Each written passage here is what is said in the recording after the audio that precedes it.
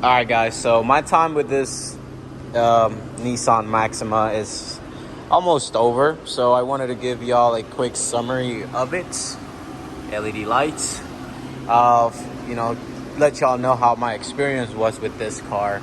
So let's start with one of the most important things in most cars, especially from my point of view. So this is like I said, a 2020 Nissan Maxima SV. It has a 3.5 liter V6 engine putting out 300 horsepower, front wheel drive. Obviously, most Nissans are, well, sedans. So you can see the interior. I like the design that they did on them. It's like looks like an aluminum finish, but the quality on the door, everything else, like the panels, it's not the best. I'll walk you inside. I love this steering wheel. The steering wheel, flat bottom. Oh, it looks so nice. I wish my car had this. Full digital instrument cluster right there. A lot of information on it, and so you can see you can switch between them. Even show you the speed limit. And there's a sport mode. There's a sport mode setting on it, and just your basic information. Coming up to the center, you have a nice center screen. One thing that I don't like is let me see. Let's put it on the menu. It's the little Windows theme that they got going on. Let's turn on the AC. Let's turn it off actually. The only thing I don't like is the little Windows theme that they got going on. It's got a stocks XM stocks tracker right there, clock. Pretty basic unless you go to your audio, and it gives you the options between Apple CarPlay and Android Auto. So that's the best thing for me. Hooked it up and it worked. Another thing that I do like is the positioning of the start stop button. It's not hidden. It's right there where you can see it. When I was talking about the finish, the quality on this cars, I meant like this. Watch. See, if I put my knee there, I can put it like. You can't pick it up that well on camera, I don't think. Let's see. It's like you can tell the movement more on like in person, to be honest, of this. You see, it's like not tight. It feels like it's empty. All like the whole panel. It's like there's nothing inside of it. It's no insulation or anything, sound deadening or anything. So it's just like hollow in there. You can see it. Coming onto the back, it's pretty spacious back here. Sitting behind myself, I got plenty of room. You do get a nice view. There's even space in the middle, since this is like a front wheel drive car, so you don't have that big lump here. And like in most rear wheel drive cars, my car has it. Pretty nice, pretty comfortable. Way to access the trunk button. Pretty huge. You got your little straps to fold the rear seats. Third brake light. It does have a camera, and it also has parking sensors. I love the quad look on the back, even though two of them are fake. The reason I got this car is because of work. I had to travel to work 2 hours away, and one thing I didn't like about this car is the fact that last week I had a Challenger, and I used less fuel with the Challenger than I did with this one. This one currently, the same time lapse that I had with the Challenger, this one used almost 3/4 of a tank. The Challenger barely used a bit over, I think, a quarter of a tank.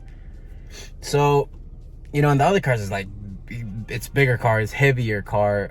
This is a little more luxurious, well, interior wise, pretty much. But it like I would prefer, and it was more comfortable. Like this seats, like this leather seats, they are not the most comfortable leather seats out there. I did experience that.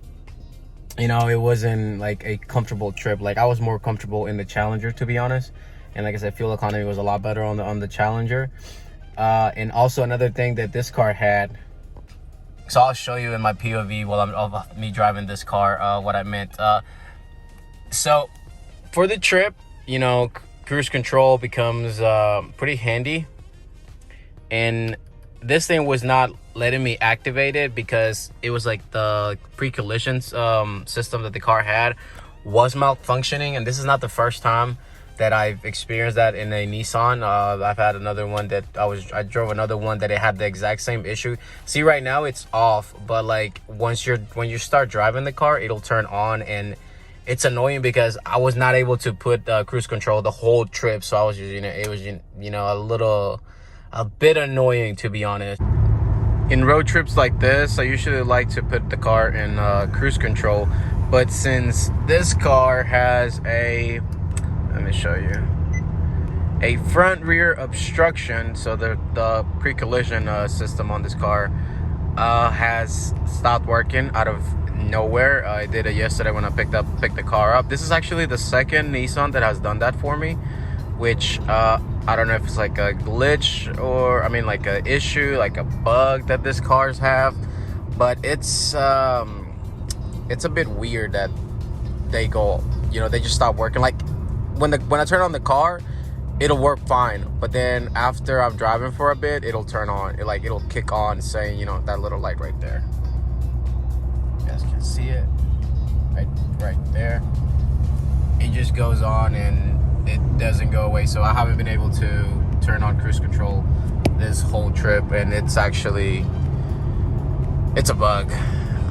It's annoying. So yeah, guys, that is my experience with this 2020 Nissan Maxima. Not a big fan of it, to be honest, but I had to get it. Well, this was the car that they gave me, so I had to deal with it. Nonetheless, hope you guys enjoyed. Oh, one weird thing about this car. So most cars have this little cover hood over the dash, but I don't understand what this one has. They decided to shape it like a mushroom. You see how it's like here's the instrument cluster, here's the cover, and it's just like they have all this space that you can like fit your hand through. So it's like they did like a mushroom design on this, and it's a bit weird. They nailed it with the steering wheel though, but this mushroom design, I don't know, it's just not my thing. One more thing that I've never seen on any car is the fact that they put the word map letters on top of each other, and they got the voice, but they got menu there. Everything else is like written right except for that. But it's not like they didn't have space for it. I'm pretty sure they could put the word map in there, since they did the same thing with back here. You got this big letter, but then like sport, it's so little, and then you got big for high low.